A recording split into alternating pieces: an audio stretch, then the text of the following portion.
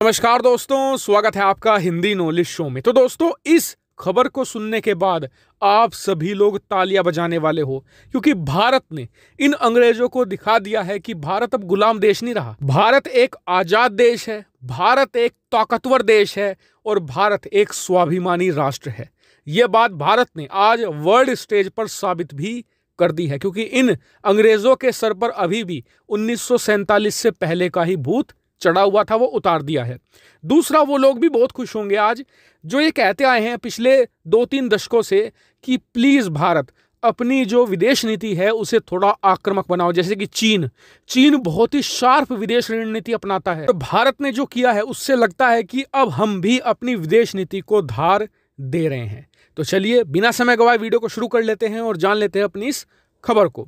आपको याद ही होगा कि हाल ही में ब्रिटेन ने एक लिस्ट निकाली थी 50 देशों की, जिसमें कहा गया था कि जो देश इस लिस्ट में शामिल हैं उन देशों के नागरिक ब्रिटेन में अगर आते हैं तो उन्हें वैक्सीन सर्टिफिकेट दिखाना है और उसके बाद वो ब्रिटेन में जहां चाहें वहां घूमने के लिए आज़ाद हैं। जो देश इसमें शामिल नहीं है उनके नागरिकों ने चाहे वैक्सीन लगवाई भी हो, चाहे दोनों डोज लगवाई हो, फिर भी उन्हें 3 टेस्ट करवाने पड़ेंगे। इतना ही नहीं, 10 दिन एयरपोर्ट के बाहर एक होटल में क्वारंटीन भी रहना पड़ेगा। और जो ये लिस्ट थी ना 50 देशों की, इसमें ज़्यादातर यूरोपियाई देश थे या फिर मिडिल ईस्ट के सऊदी हो गया, यूएई हो गया, ओमान हो गया, कतर, कुवैत, ये देश इसमें शामिल थे। अब इसमें चीन का नाम नहीं था लिस्ट में, इसके अलावा पाकिस्तान का नाम नहीं था। और ये बड़ा ऑब्वियस भी था, क्योंकि चीन की जो वैक्सीन है वो ज़्यादा इफेक्टिव नहीं है, 40 से 45% ही उसकी इफेक्टिवनेस है। और वहीं पाकिस्तान में जो वैक्सीन लगती है वो भी चीनी वैक्सीन ही है ज़्यादातर। तो ऐसे में इन दोनों देशों के नागरिक अगर ब्रिटेन जाते हैं तो वहाँ पर इन्हें क्वारंटीन का नियम लागू होता है। लेकिन एक देश का इस लिस्ट में नाम नहीं था, वो था भारत, जिसने सभी को चौंका दिया। क्यों? क्योंकि भारत में जो वैक्सीन लगवाई जा रही है वो सेम वही है जो ब्रिटेन में लोगों को लग रही है, एस्ट्राजेनेका की वैक्सीन। तो ऐसे में इसने सबको शॉक कर दिया। भारत ने कहा कि ये तो आप गलत कर रहे हो, भारत और ब्रिटेन में सेम वैक्सीन लग रही है, लेकिन उसके बावजूद आप भारत में वैक्सीन लगे लोगों को ब्रिटेन में अलाउ नहीं कर रहे हो। अगर वो जाते भी हैं तो उन्हें 10 से लेकर 15 दिन का क्वारंटीन करना पड़ेगा। तो ऐसे में ये तो बहुत गलत नियम है। लेकिन ब्रिटेन नहीं माना। इस पर भारत को बहुत गुस्सा आया। इसके अलावा ब्रिटेन ने भारत को कोई कारण भी नहीं बताया कि क्यों भारत इस लिस्ट में शामिल नहीं है।